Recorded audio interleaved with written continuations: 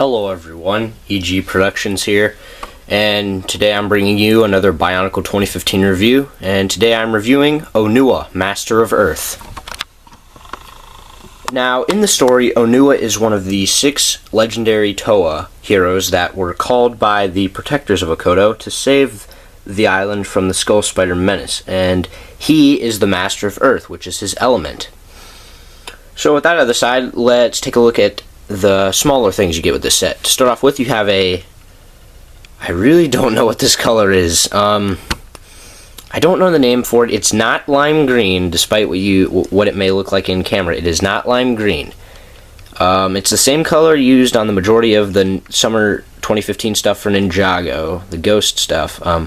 It's like a limeish yellow, I'll go with, because I really do not know the technical name. I apologize. But I'm still a nice Skull Spider, and you can bend the legs as always. Gunmetal legs, so that's cool. The legs come off kind of easily, though. Next we have the Mask of Earth, and this does resemble the original Onua mask, the Picari, a lot, but like with the majority of the Toa masks, I like this more than the previous iterations. And, as usual with the other Toa, it also comes with the Golden Mask of Earth, used in story to represent his power. Or this is what gives him his power, so that's cool. Now, alright, so first we're going to take a look at the color scheme. The primary color is black, but they're also, along with purple, gold, and silver. Those are the main colors, and with some gray thrown in there. So that's pretty cool. Overall, there are a lot of colors, but they all work really well together, as you can see. I have tried exchanging these gold armor add-ons for silver, but it just doesn't look as nice to me. I don't know, the gold just really makes it pop. It really completes the figure, because purple and gold are royal colors.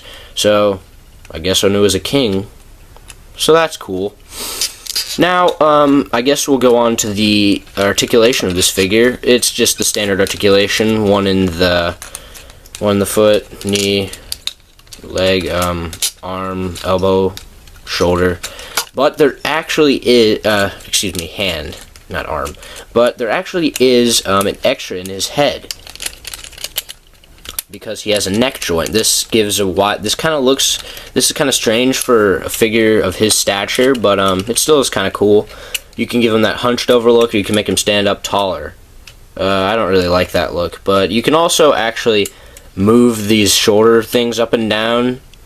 I don't really like how that looks either. I prefer to keep them down like that, but it's really up to you.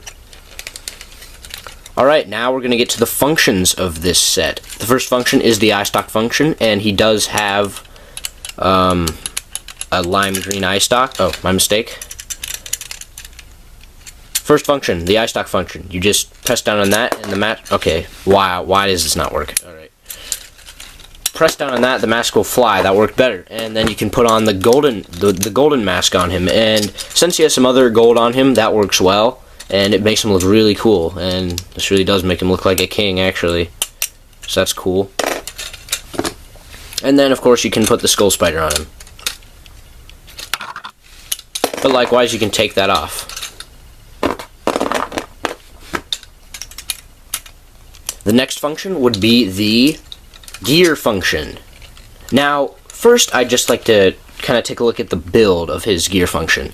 Here's a very interesting build for his gear function. Now, as you can see, there's a lot of Technic in this build, and this I do like, because it's a unique build that really makes him look bulkier. As you can see, the arms are connected to a Technic piece that's built into the gearbox. This shows the potential that CCBS has to integrate with Technic, and it shows the potential of this gearbox piece. So I really like this build.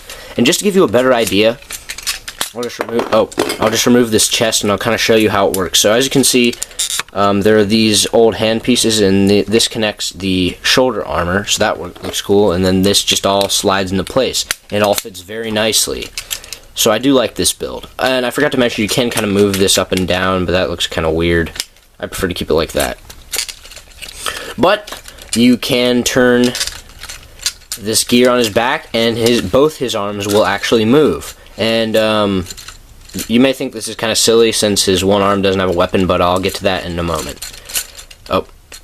And because of all the Technic stuff built into this, this is the most sturdy of all of the gear functions, and it is very cool.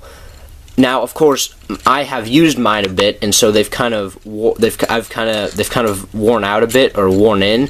However, when I first built this set, this thing was as stiff as you can imagine. It would barely go.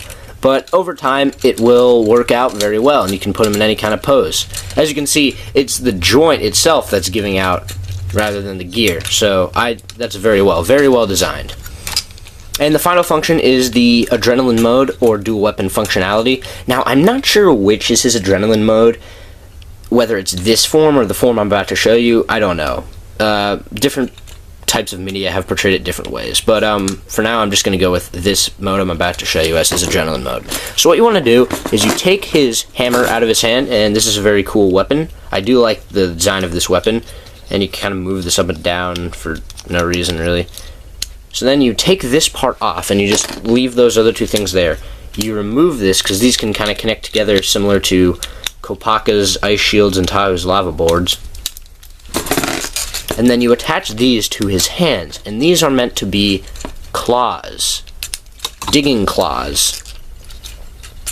And see, that's where this comes in. The double gear arm function comes in. I like that a lot. It really looks like he's digging. This is a lot of fun to use. And it's a bit of an homage to his original set as well. So then you put this thing on his back, right there, and it's kind of an antenna. I think it looks cool enough. You could always turn it upside down if you don't like the look of it. But now, for this thing, I found 3 ways to store this. It's advertised that you put it in his other hand like this, and I think that looks alright, but I don't really like having it in his hand. So what I either do is I stick it back here. I stick it in that thing, but still, that kind of, it's not as obvious, but it still kind of protrudes. Or I put it here. Like that. That is not very noticeable. Maybe from there, but I personally feel that is the best option for storing that thing. And then, yeah, you can just dig away, so that's very cool. Now, overall, Onua is one of my favorites. He is very cool, very well designed, complex, and unique and intricate. I would recommend him. He's one of the more expensive Toa, but he's worth that because he has I believe the largest piece count of all of the Toa. So that is very cool and great value here. So thank you guys for watching. If you enjoyed this video, please leave a like and tell me your thoughts on Onua in the comments. Do you like him? Is he your favorite? Is he your least favorite?